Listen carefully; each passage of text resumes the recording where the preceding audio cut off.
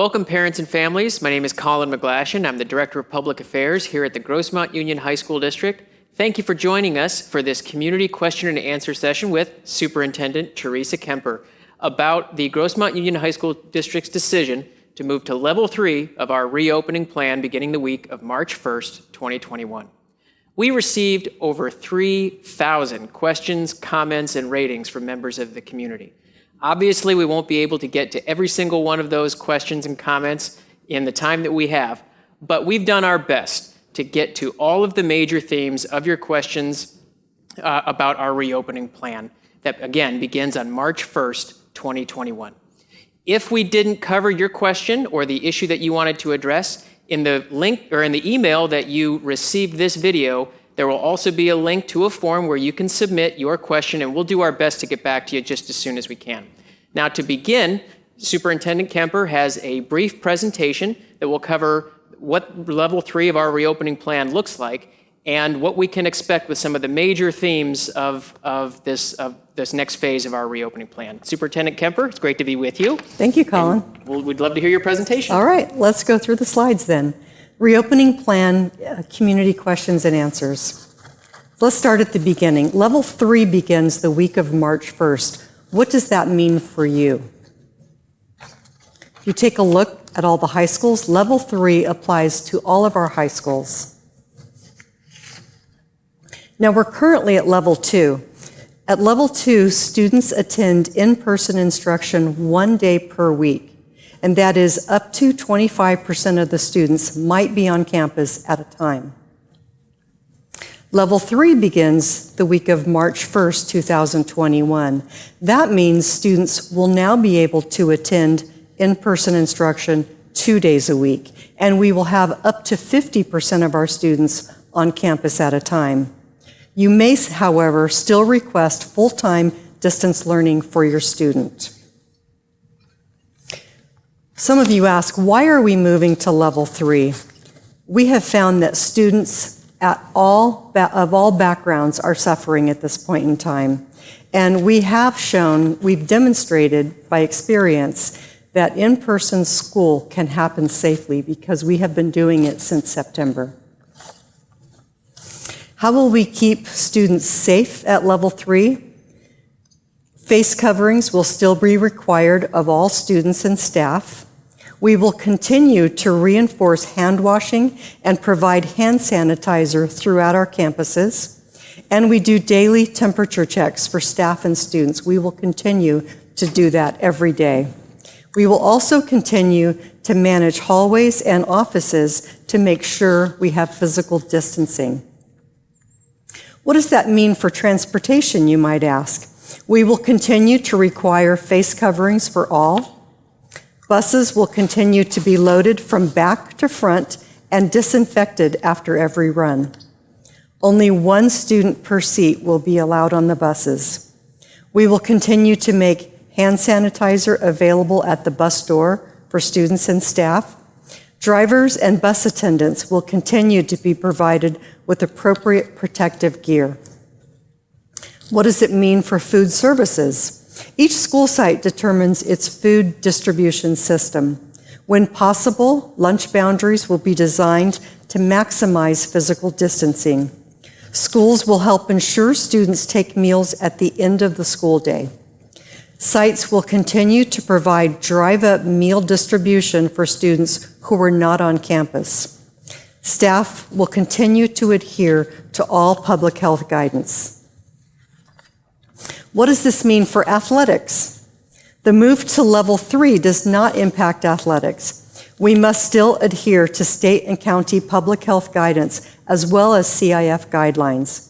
Individual sports will return in accordance with San Diego County's tier status. Outdoor sports may have more freedoms as county case rates continue to drop per the February 19th Department of Public Health guidance. If you take a look at the chart, you can see by tier, so those are the colored lines across, and then by season, you can see Season 1 and Season 2, which sports have already begun. For instance, we're currently in the purple tier, and so cross country, swim and dive, as well as Season 2 sports, including golf, tennis, and track and field have already begun. As soon as our county moves into the red tier, we can start the next level of sports, and then so on to the orange and yellow level. And those levels are determined by the case rate of the county in California. So now we get to the end, and you can see the word cloud. It's important that you know that we are listening to all of your concerns and comments, and at a glance, you can see what the main concerns are that you have brought up and what your priorities are. So thank you.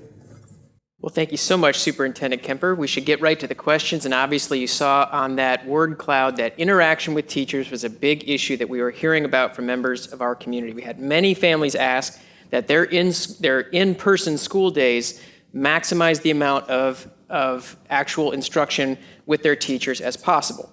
For example, one parent said, "Will the actual teachers be present during these in-school days? Last semester, my student attended 1 day a week, and 2 out of 3 teachers were substitutes that just had students do online work." How would you respond to that?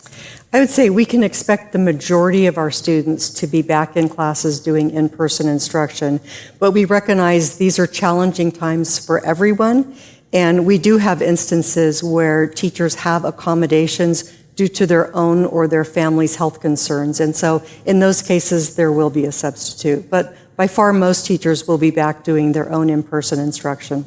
Great, okay. On the same topic, another question from a member of our community. Why doesn't the Grossmont Union High School District hire designated distance learning teachers like the Santee School District? Designated distance learning teachers would allow students to attend school more because the teachers would be teaching only in-person learning. Yeah, that's a great question. It's important to understand that the educational process is very different at the high school level, and we are a district of high schools only. At high schools, the teachers are subject matter specialists. They must be credentialed for the particular subject that they teach.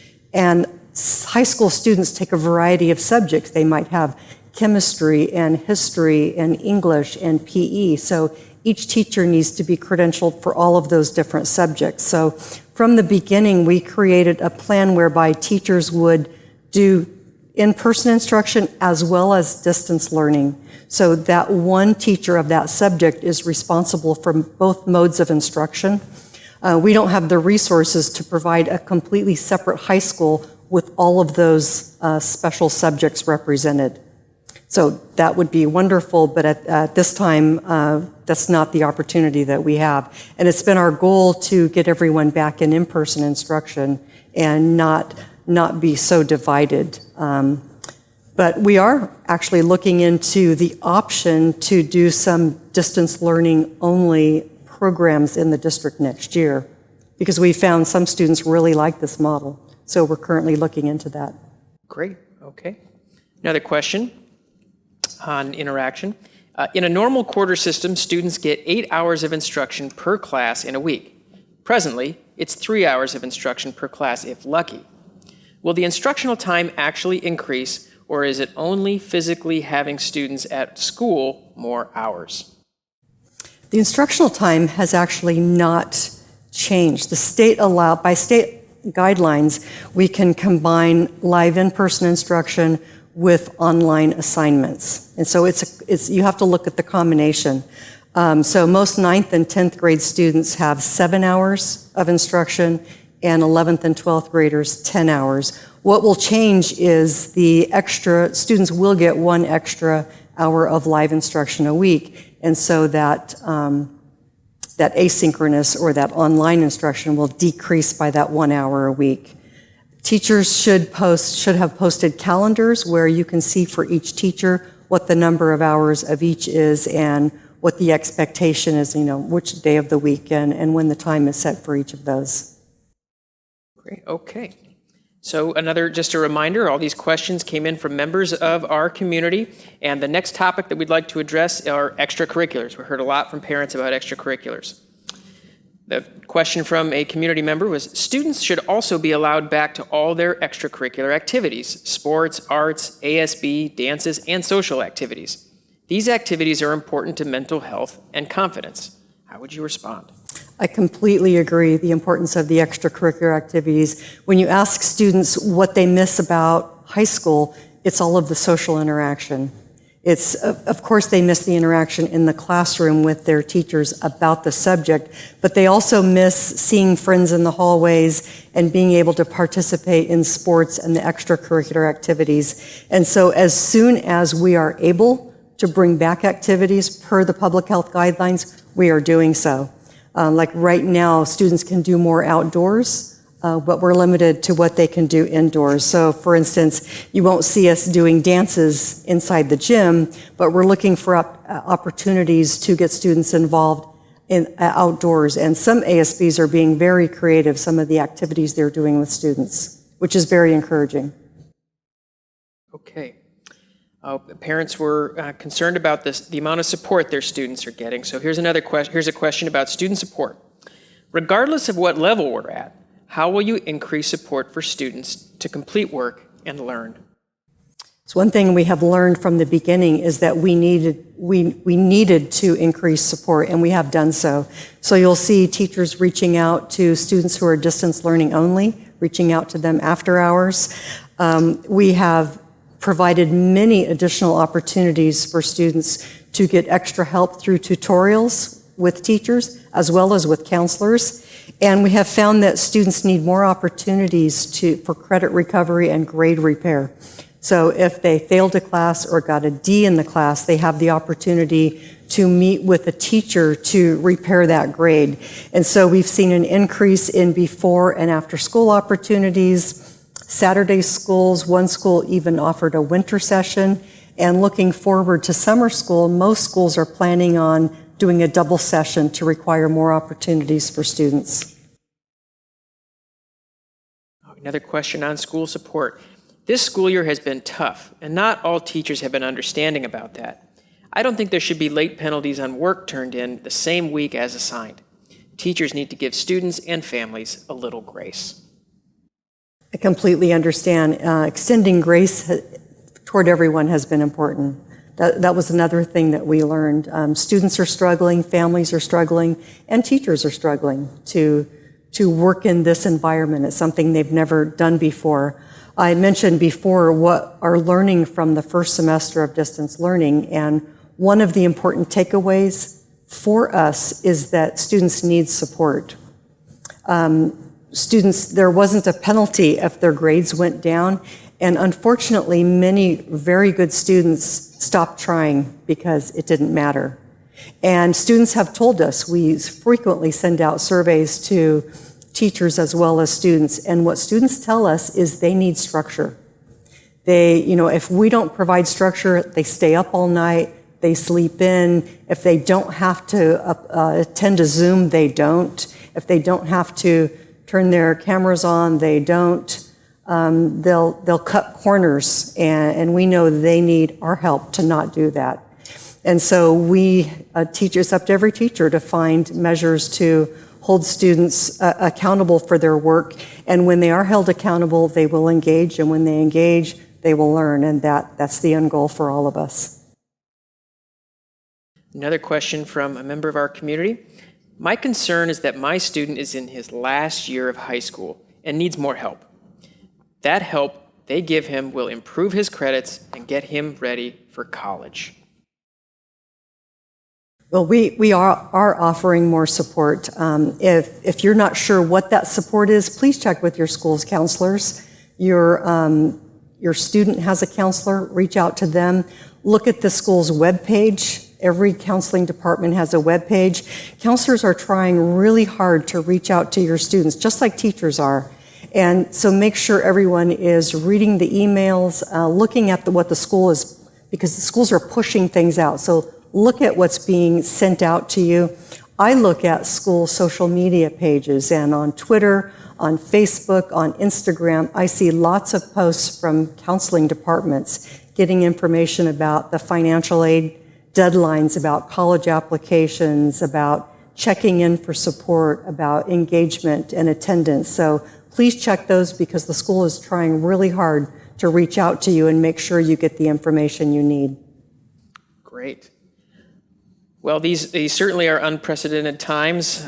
You know that, Superintendent Kemper, and one of the things that students are really concerned about are the loss of these traditional events that high school students that they love and that communities love. And so graduation was a big topic of that we heard about from community members. So here's a question. Will there be a graduation ceremony for this year's graduating class? This is a major milestone that should be celebrated. When I talk to seniors, this is the number one topic for them.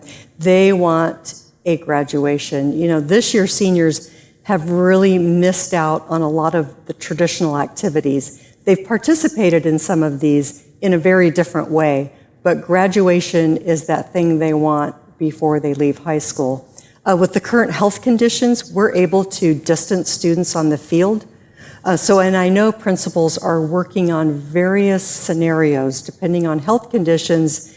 They have an ideal plan they're working for, and they know what they did last year, and schools did some beautiful ceremonies and recognitions last year. So they're also tuning up that in case that's what they have to do. But everyone is trying to provide the best possible experience for students. It's just the days of old, now they're days of old, when we would have thousands of people in a stadium for graduation. At this point, we know we can't do that. So while we might be able to have students on the field and distance and recognizing them, we don't know yet how we're going to have to handle the attendees or all the participants who might want to also be there at that time to celebrate with the student. But we're going to find the best possible way for the senior class to do that. Yeah, great. Okay. Another topic that we heard a lot from members of the community was scheduling. Obviously, these are, again, unprecedented times, and there are scheduling challenges. Question from the community member. Can children of the same family maintain the same schedule? With the current situation, it's even more difficult to adjust weekly schedules for a family as a whole. I can't imagine the difficulty families are having, especially with students at various age levels and in different classes, trying to get them to different schools, different schedules. It's really tough for everyone. I will say it is a priority for us and for all of our schools to keep families together and to make families' lives as easy as possible. So we will make every effort to keep siblings together on school schedules. Another question on scheduling. It's challenging to pick up my child after attending school for only 3.5 hours due to my work schedule. Doing it twice a week will be doubly hard. I appreciate the opportunity to attend school in person. However, this is a challenge for many parents and may cause attendance to decrease. Mm-hmm. Again, we recognize how difficult that must be. The 3.5 hours of in-person instruction is not the typical school day where you could drop them off on your way to work, pick them up on your way home. We certainly recognize that. So, if you don't have the opportunity to have family members who could help out to help with those carpools, at least we have the option for a family to remain in distance learning during that time. Right, and yes, you did mention that in your presentation. They still have that option. Mm-hmm. Well, with increasing the amount of in-person instruction time, safety of campuses was a topic we heard a lot about from members of the community. Here's a question: what will passing periods look like, and how will guidelines be enforced with the students? We feel very confident going into level 3 with our safety measures because we've been doing it since September and it's working. And so when students come 2 days a week, just like when they come 1 day a week, passing periods are something that's been discussed with students so they know to not congregate. We have staff members, campus supervisors, teachers, and some administrators outdoors during the passing periods. And I've been on campus where they say, hey, 6 feet distance, and so students are used to that, and we will continue that practice. Another question about the safety of our campuses. What have schools done to improve airflow? Are doors kept open to allow for fresh air, or has the school upgraded air filters? Teachers are certainly allowed to keep doors and windows open, and as well our building filters are all up to industry standard. And the filters are changed regularly. In the rare instance where there's a classroom that does not have access to an outside door or window, we have purchased air purifiers for those classrooms. Another question about teachers getting their vaccinations. Are the teachers getting their vaccinations before students return to in-person learning? This disease is really unpredictable because while some people can get a very mild case of the virus, other people can get it much worse. How would you respond? Absolutely. A number of teachers actually have already gotten their vaccinations. They've been fortunate to be able to get them. We've been assured by the County of San Diego and by the state that beginning in March, many teachers will have had the opportunity to get vaccines. So we feel very fortunate about that, and I know it will help teachers come back more often and students to come back with confidence. Okay. Here's a comment from a parent about our teachers. Thank you to all the teachers. We know that you've been working extra long hours and much harder, and that too many people don't view teachers as people. They also have families and lives that are put on hold because of all the extra commitment. It's really great to hear that. And teachers are working really hard, and I must say, we have collaborated with teachers on our plan, and we would not be in person at level 2, much less going to level 3, if it were not with the cooperation and collaboration with our teachers. As a result of our work together, we've had some of the only public high schools in the county that have offered in-person instruction. So we're all about offering as many opportunities to our students as we can, and we wouldn't be where we are today without our teachers' cooperation. Well, Superintendent Kemper, as you pointed out in the word cloud of your presentation at the beginning of this Q&A session, mental health of our students was a big topic among all of our community members, and as you mentioned, it's a major reason why the move to level 3. Here is a comment from a student. I have depression, so any reason to get out of the house and interact is a good one. It helps me keep up with the school. I miss seeing my classmates. I want a little normalcy back. Another family said, we're at a point where the mental health of our teens is more important. I'm seeing the anxiety of not being in school and not making friends. They're lonely. It's been too long. I couldn't agree more. We know our precious students are suffering. Kids are lonely, they're isolated. In some cases, they're home alone all day, and they miss interaction with their peers and with adults who care about them. So that's the reason we're pushing to get back on campus as soon as possible and as many days as we can. So this will be our final question. We had a number of members of our community saying that we should be back full-time right now. So here is the question that we heard. Kids need to be back in class full-time. What do you say to that? I agree. Kids need to be back full-time. We need everything to be back to normal. In the meantime, we have to follow public health guidelines. And at this point, we're doing what we can, and we can get them back at level 3. And level 3 works because we have up to 50% of them in the classroom. So remember, we still have distancing guidelines that we have to follow. We can't just put them all in a room like we did before. But at level 3, we can still have them distanced at 6 feet. And to do that, we're able to have them in class 2 days a week. So as soon as we can move beyond that, we'll start looking at the next level, which would bring them to class more often than 2 days a week. Great. Well, Superintendent Kemper, thank you for taking all of these questions today. Families, if you didn't hear your question, your specific question answered today, once again, as I said at the beginning, you will also receive a link in the same email in which you received this video where you can submit that question, and we'll do our best to get back to you just as soon as we can. Until then, thank you for joining us for this community question and answer session with Superintendent Teresa Kemper about Grossmont Union High School District's decision to move to level 3 of our reopening plan beginning March 1st, 2021. Thank you for joining us. Thank you. Thank you, Colin.